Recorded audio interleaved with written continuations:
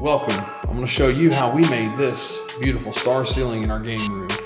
This is an 8-foot by 16-foot area that has 1,550 stars in it, along with ring lighting around this outer perimeter here that you see that's done with Govee, and you can change to any color you want. So each of the 4 panels are actually made with this foam board here that you see. It's a 1-inch foam board you can buy at Home Depot or Lowe's. The silver trim that we use, we actually had made by a local company, and it's just a 3-inch lip on the back side with a 1-inch opening that rolls over to a 3/4 on the top to encapsulate that panel so it doesn't come loose. We use magnets to attach this to the ceiling, which you'll see later on, and this ended up working out very well for us. So here we're cutting down the suede to the right length. Luckily this material ends up being about the right width for these panels. All we've got to do is cut it down a length. We leave about 6 to 8 inches on the ends to wrap around. We end up spraying half, and then we'll do the other half.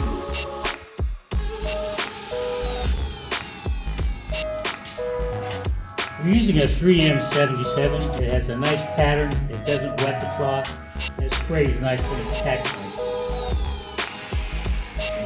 And we're using a street suede material. There's no low mat. It's got a nice backing on it, so it doesn't have to slip your length.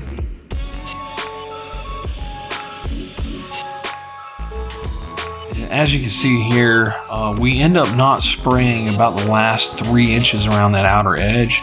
That's simply because the material that we used and had made to wrap around these panels has a little bit of an edge, and we didn't want that edge showing up in the final product, so we just left the last about 3 inches or so all the way around.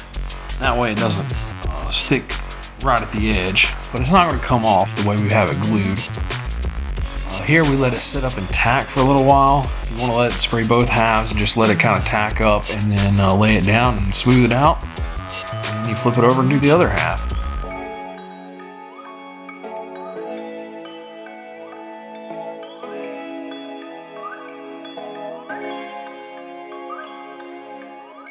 The guy that you see here doing the spraying is a good friend of ours. He owns a company called Slick Creations and does some of the best interior work you'll find on automotive vehicles.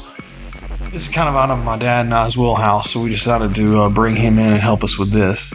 It turned out to be a fantastic idea because he showed us quite a few things here.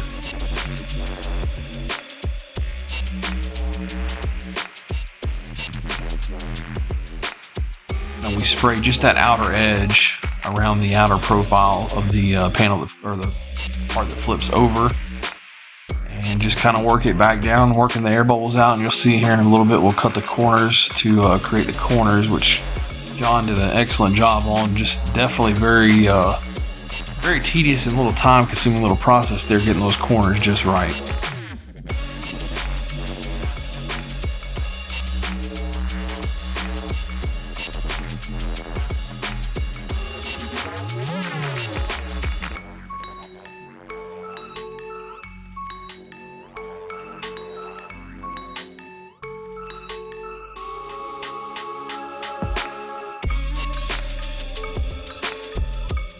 Here you can also see you see on the back side of these panels we have that metal trim that's wrapping around the top a lot more. That just gives us a bigger surface area. With us using magnets up in the ceiling, we just want to make sure we had enough coverage to make sure those magnets had enough to grab on. We also took, and you'll see here in just a little bit where we have the magnets placed, we actually cut the panel back, or excuse me, we cut the material back to get direct contact, just to extra secure that panel up there.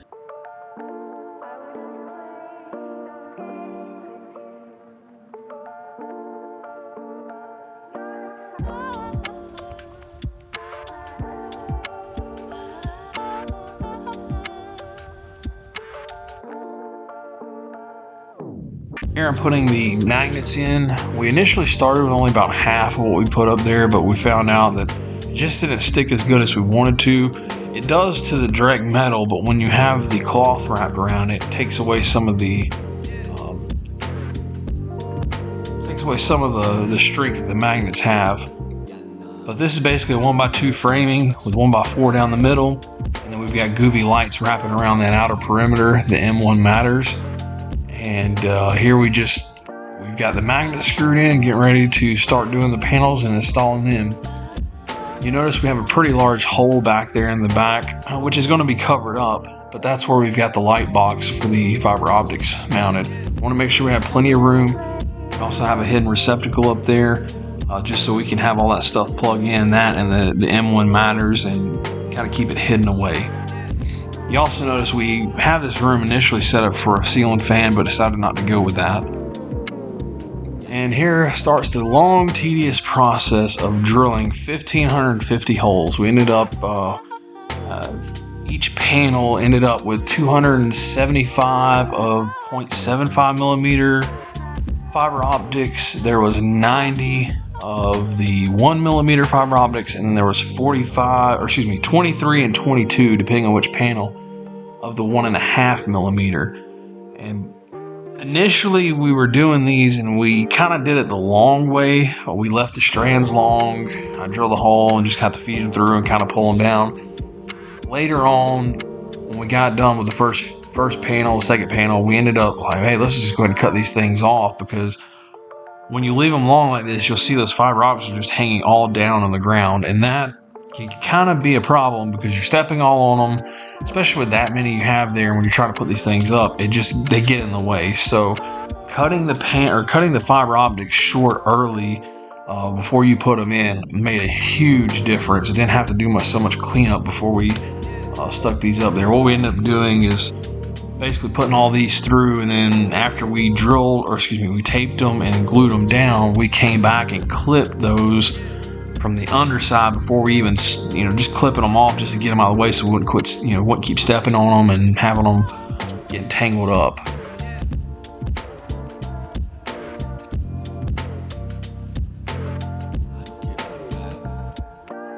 We previously marked these panels. We started out marking with the 275 holes, just getting a good placement of where we wanted those to be, and then we did all of those, fished those through, and then we came back and did the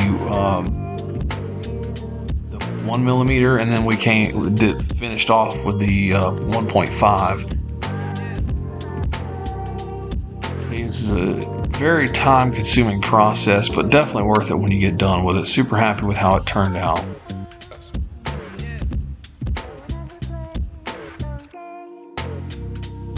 For the drill, we actually ended up using one single drill for all these. We initially started with a smaller drill for the 0.75. We tried to go just a hair bit over, but we found it made no difference really, and it was just better and a little bit easier just to go ahead and using the same bigger drill, and it worked great for all three sizes. You can't even tell it from the underside once you get done, because the fabric actually kind of almost self-heals to an extent when you drill through it. And sometimes we had to go back and re-drill because basically the fabric kind of pulled itself back together. So here you see all the little blue specks. That's painter's tape that we've come back and added on the back side to kind of hold all these fibers down.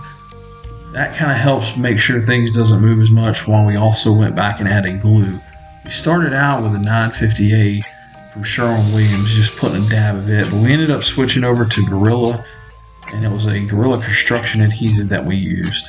And just went through and added a dab on the backside just to make sure stuff trying to stay in place as we were moving and putting it up on the ceiling.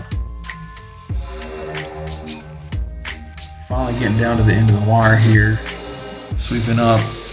These are the last two panels. We've already got the first two put in. Believe me, this was the day we were looking for right here.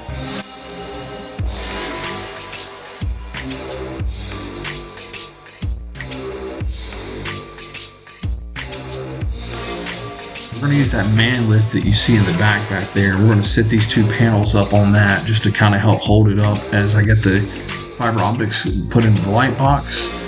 Basically, this light box has two openings, so we had two different fiber sets. We had one going to the front two, and then one going to the back two.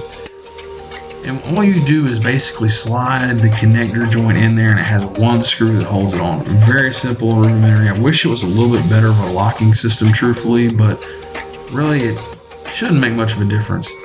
Here we've cut some pieces. I wanted to make sure that we had coverage over where the fiber optics crossed over the seams, just in case if we had any sort of light bleed. I just added that little bit of extra to help basically make sure there's no light coming through other than the stars.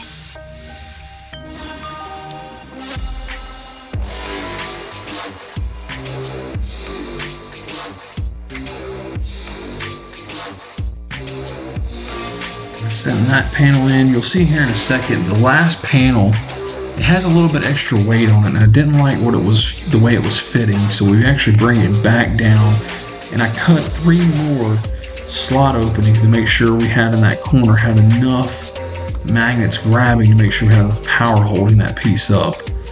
Ended up working great doing that. Surprised at how well these magnets actually hold. Even with the material wrapped around, they hold very well, but just for the extra security, cut you a few spots out and let those magnets actually grab onto that metal, and boy, it really sits down good.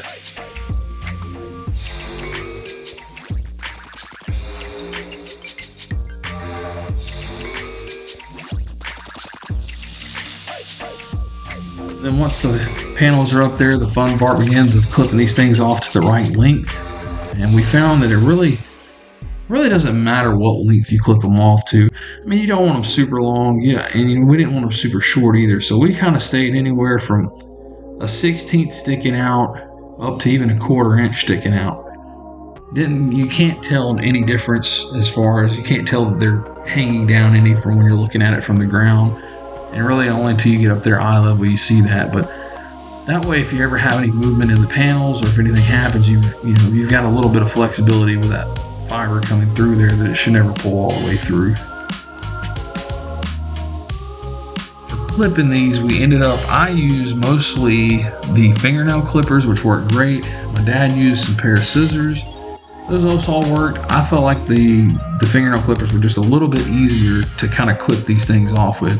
Still a very time consuming process, but boy, I tell you, when it gets done, it turns out very, very nice. And this is the finished product. Here you see we're kind of going through some of the colors that you have for the stars. This has a full RGB effect on it. You can do flashes, you can do fades, you can do jumps of colors. You can select a solid color, you can do twinkle, no twinkle, you can also have 4 speeds of twinkle. So there's quite a bit to actually choose from in this Lightbox kit.